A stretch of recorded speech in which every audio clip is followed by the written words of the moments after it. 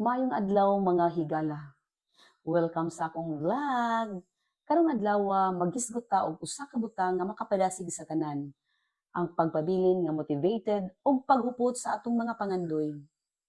Daghan sa ato ang naidako nga damgo. Pero usahay, murag kapoy na.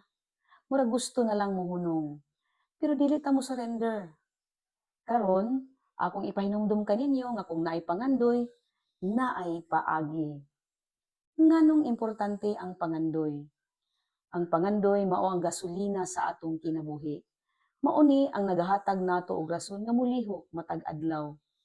Bisan unsa pa na, gusto ba kang mahimong engineer, mahimong maestra, mahimong usa ka negosyante? Ang importante, imo kining pangandoy ug imo kining paningkamutan.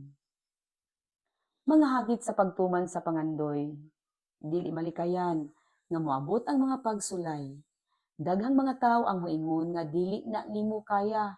Lisod kaayo na. Pero hinumdumi, ang mga dako nga tawo nga nakabot ang ilang damgo, sila kadtong wala mohunong. Ang kalampusan dili ihatag kun dili kini nimo buhaton. Unsaon pagpabilin nga motivated? Una, ipakita ang imong pangandoy. Isulat kini o ibutang sa lugar nga kanunay nimo makita. Ikaduha, buhata bisan gamay nga lihok matag adlaw. Bisan gamay lang, basta padayon. Ayaw kahadlok sa kapakyasan. Ang failure bahin sa proseso, gamita kini aron makakat-on og malig-on. Palibuti ang imong kaugalingon og positibong mga tawo. Kadtong mga tawo nga motabang nimo ug muhatag kanimo sa kanunay sa ilang suporta. Mga higala, hinaot nga kini nga vlog nakahatag ninyo og inspirasyon. Ayaw kalimot, walay pangandoy nga imposible. Basta naa kay kaisog og determinasyon.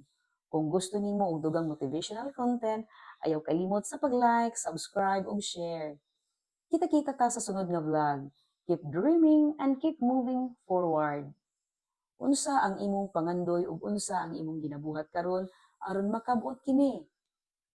I-comment ninyo sa ubos. Padayon sa pangandoy higala ang imong kaugmaon, naghulat kanimo. Sa mga nagsunod, i-comment down lang ang inyong gusto and I will mention you to the next vlog. Thank you for watching and bye!